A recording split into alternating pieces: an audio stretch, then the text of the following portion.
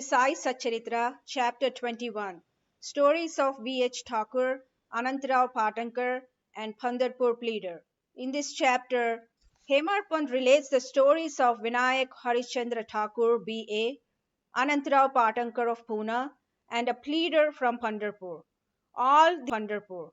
All these stories are very interesting, which, if they carefully read and grasped, will lead to the readers on to spiritual path. Preliminary.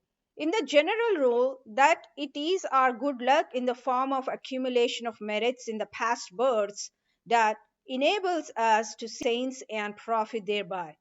In illustration of this rule, Hemar Pant gives us own instance. He was a resident magistrate of Bandra, a suburb of Bombay, for many years. A famous Mohammedan saint Pir Maulana was living there, and many Hindus, Parsis, and many different religion used to go to him and take his darshan. His Mujawwar priest, by name Enos, pressed Hemarpant many times, night and day, for going to see him, but for some reason or the other he was not able to see him. After many years his turn came, and he was called to Shirdi, where he was permanently enlisted in Sai Baba's darbar. Unfortunate fellows do not get this contact of the saints. It is only the fortunate ones that get in. Institution of saints. There have been institutions of saints in this world from time immemorial. Various saints appear themselves in various places to carry out the mission allotted to them. But though they work in different places, they are, as it were, one. They work in unison under the common authority of the Almighty Lord, and know full well what each of them is doing in his place, and supplement his work where necessary. An instance illustrating this is given below. Mr. Thakur. Mr. V. H. Thakur, B.A., was a clerk in the revenue department, and he once came to a town named Vadgaon near Belgaon, along with a survey party. There he saw a Canary saint and bowed before him. The saint was explaining a portion of the book Vichar Sagar of Nischal Das to the audience. When Thakur was taking his said to him, "You should study this book, and if you do so, your desires will be fulfilled, and when you go to the north in the discharge of your duties in future, you will come across a great saint by your good luck, and then he will show you the future path and give rest to your mind and make you happy."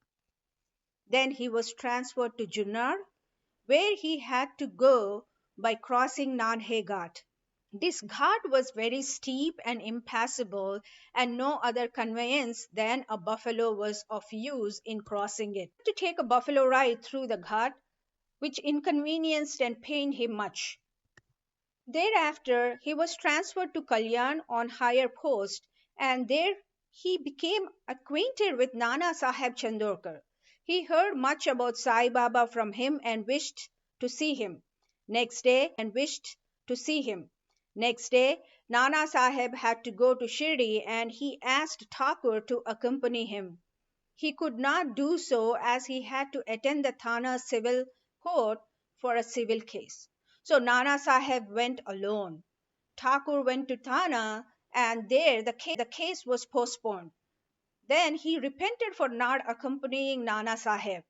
Still he left for Shirdi, and when he went there, he found that Nana Sahib had left the place the previous day. Some of his other friends whom he met there took him to Baba. He saw Baba and was overjoyed. His eyes were full of tears of joy, and his hair stood on end.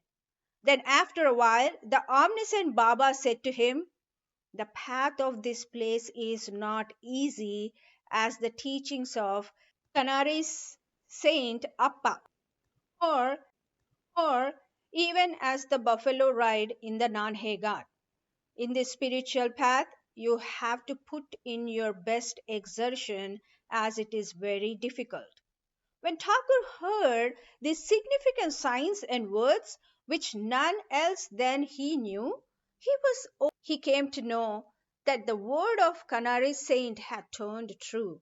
Then, joining both hands and placing his head on Baba's feet, he prayed that he should be accepted and blessed. Then Baba said, "What Appa told you was all right. But these things have to be practiced and lived. Mere reading won't do. You have to think and carry out what you read, otherwise, it is of no use. Mere book learning without the grace of the Guru and self realization is of no avail." The theoretical portion was Vichar Sagar by Thakur, but the practical way was shown to him at Shirdi. Another story given below will bring out this truth more forcibly. Anantarao Patankar. One gentleman from Pune by name Anantarao Patankar wished to see Baba. He came to Shirdi and took Baba's darshan. His eyes were appeased, he was much pleased. He fell at Baba's feet, and after performing proper worship said to Baba, "I have read a lot, studied Vedas, Vedantas, and Upanishads, and heard all the Puranas, but still I have not got any peace of mind. So I think that all my readings were useless. Simple, ignorant, devout persons are better than me. Unless the mind becomes calm, all book learnings is of no avail. I have heard from many people that you easily give peace of mind to so many people by your mere glance and playful words. So I have come here. Please take pity on me and bless me." Then Baba told him a parable which is as follows. Parable of Bhakti. Once a Saudagar merchant came here. Before him a mare passed her stool, 9 balls of stool. The merchant, intent on his quest, spread the end of his dhutar and gathered all the 9 balls in it, and thus he got concentration, peace of mind. Mr. Patankar could not make out the meaning of this story.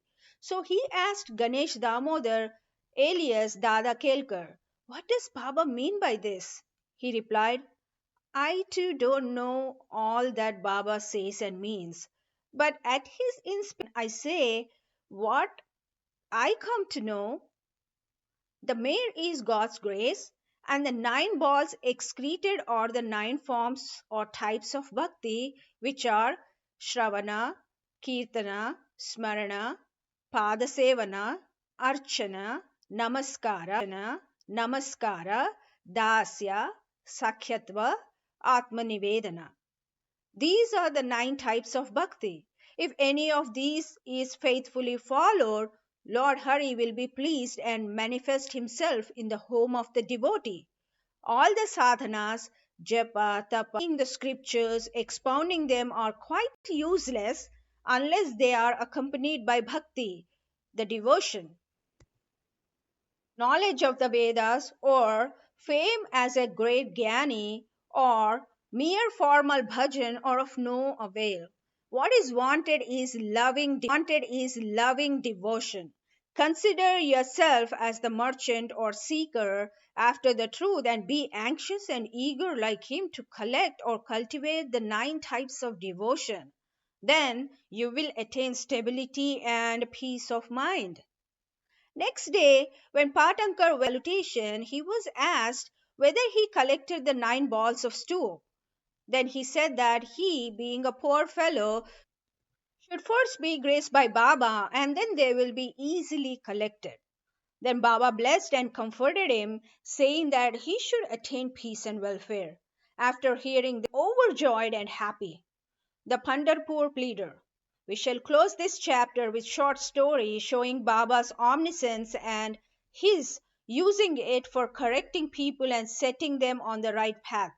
Once a pleader from Pandharpur came to Shirdi, went to the masjid, saw Sai Baba, fell at his feet, and without being asked offered some dakshina and sat in a corner eager to hear the talk that was going on. Then Baba turned his face towards him and said, "How cunning the people are! They fall at the feet, offer dakshina, but inwardly offer dakshina, but inwardly give abuses behind the back.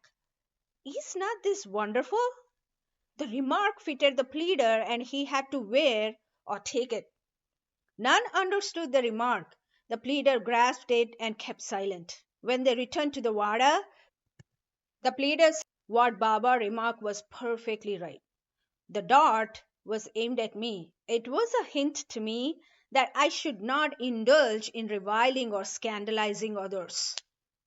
When the sub-judge or munsif of Pandarpur, Mr. Nulkar, came and stayed here for the improvement of his health, a discussion about this matter was going on in the bar room at Pandarpur, as it ever happens in many a bar room. It was said or discussed that whether the ailments from which the sub-judge suffered were ever likely to be got rid of without any medicines by merely going after Sai Baba, and whether it was proper for an educated man like the sub-judge to have recourse to such methods. The sub-judge was taken to task, that is, he was criticized, as also Sai Baba. I also took some part in this affair, and now Sai Baba showed the impropriety of my conduct.